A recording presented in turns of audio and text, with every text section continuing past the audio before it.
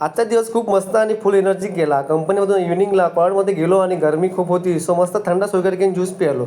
Special बनवायला सांगितला होता आणि टेस्ट एक नंबर होता. त्यानंतर मी राकेशच्या गाडीवर कंपनीवरनं घरी गेलो. राकेशने मला ड्रॉप केला आणि मी घरी जायला निघालो. मध्येच आपली गाडी ऑनलाईन चेक केली तर बघितलं की आज आपली गाडी अयोध्या उत्तर प्रदेशमध्ये पोहोचली होती आणि उद्या वाराणसीला निघणार आहे सकाळी. तुम्हाला सुद्धा आपली गाडी बुकिंग करायची असेल तर स्क्रीनवर दिलेल्या नंबरला कॉन्टॅक्ट करा. सेफ जर्नी, कम्फर्टेबल सीट आणि फॅमिलीसारखी सर्व्हिस हीच आपली ओळख. नंतर आपण कोल्हाट पुगावला गेलो. ॲडव्होकेट जयदीप सर यांचा लग्न रिसेप्शनला रिसॉर्ट खूप मस्त डेकोरेट केला होता. जेवणमध्ये पण खूप व्हॅरायटी होत्या आणि ॲटमॉस्फिअर एकदम रॉयल वाटत होता.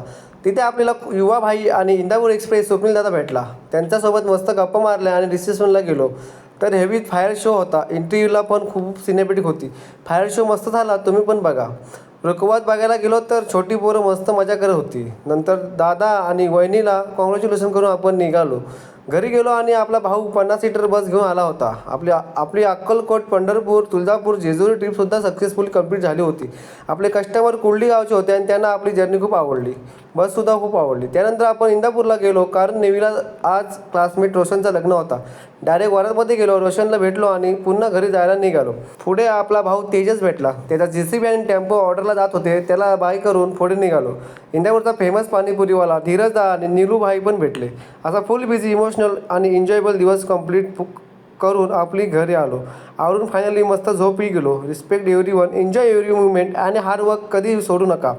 आजचा व्हिडिओ इथेच एंड करतो. व्हिडिओ आवडला असेल तर लाईक, शेअर आणि सबस्क्राईब करायला विसरू नका. Bye bye, good night.